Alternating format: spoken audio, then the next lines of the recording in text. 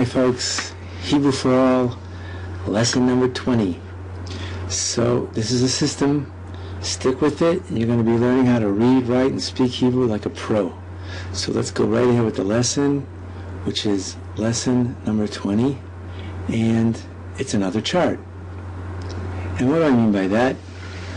Well, I mean that Memni chart that's off there on the right-hand side of the board, but first I'd like to tell you where it is, so to speak, coming from. And it's coming from this word right here, min. Many Jews might be familiar with that word from a blessing, hamotzi lechem min haaretz, that they've heard on some occasion, a blessing that's made prior to eating a meal that begins with bread.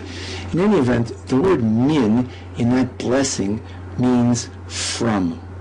Potentially it could mean than also, but in the blessing for sure, I think the simplest and most obvious way to translate it would be from.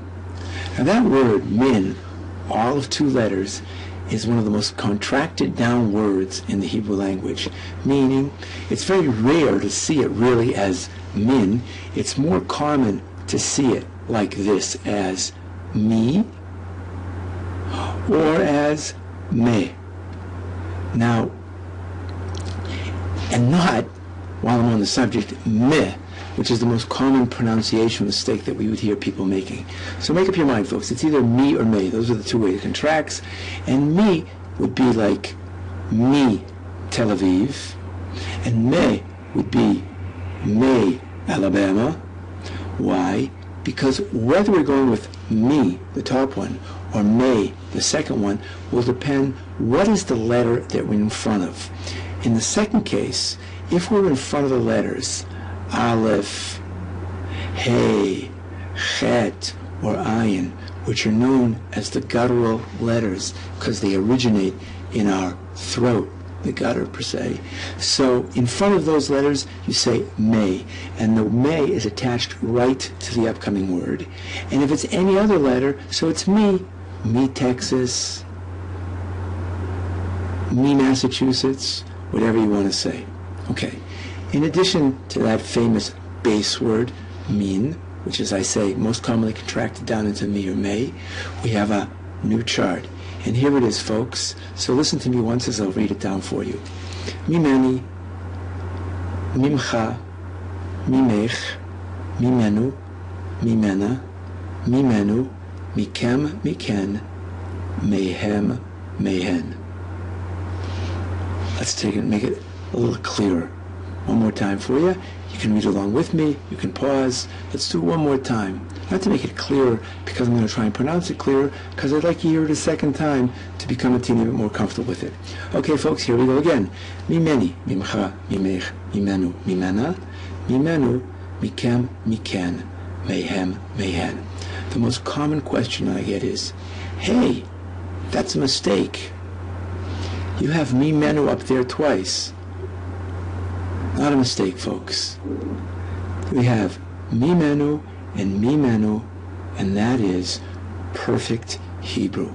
And anyone that would come along and say, this one here, it should be mimeno, well, go right ahead and gong them.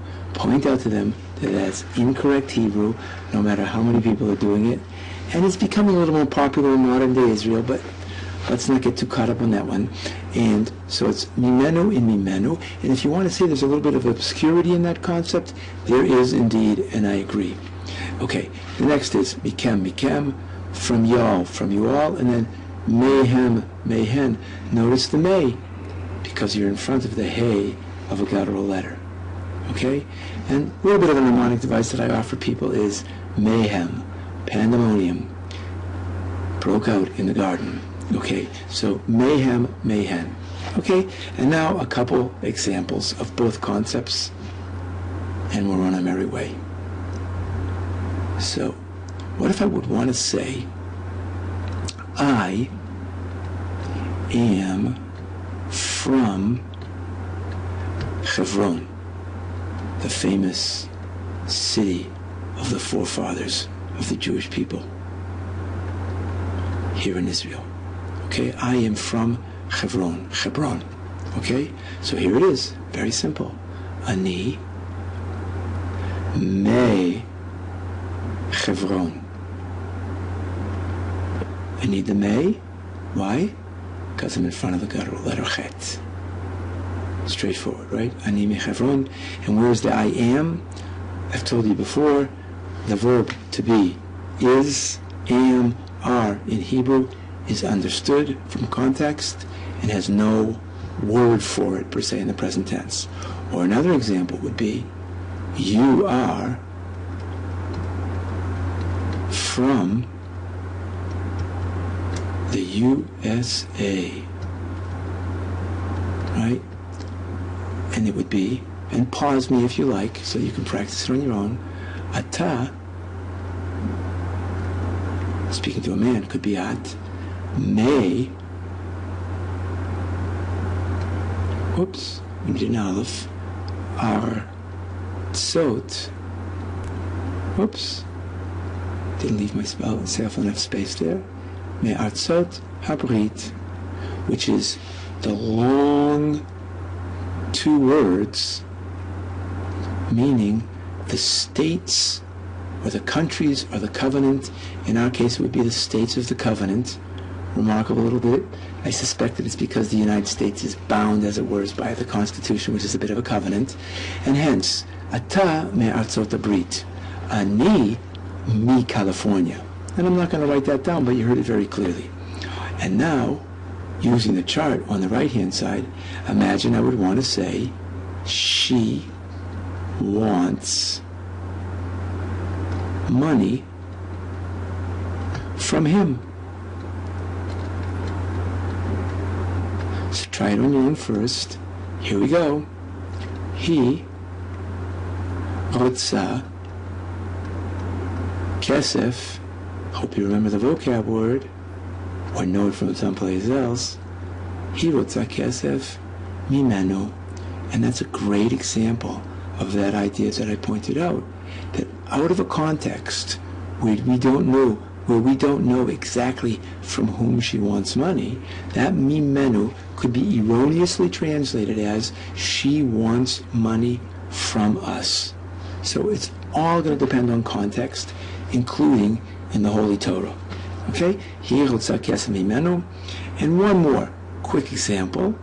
And let's suppose that we want to say, they buy fish from us.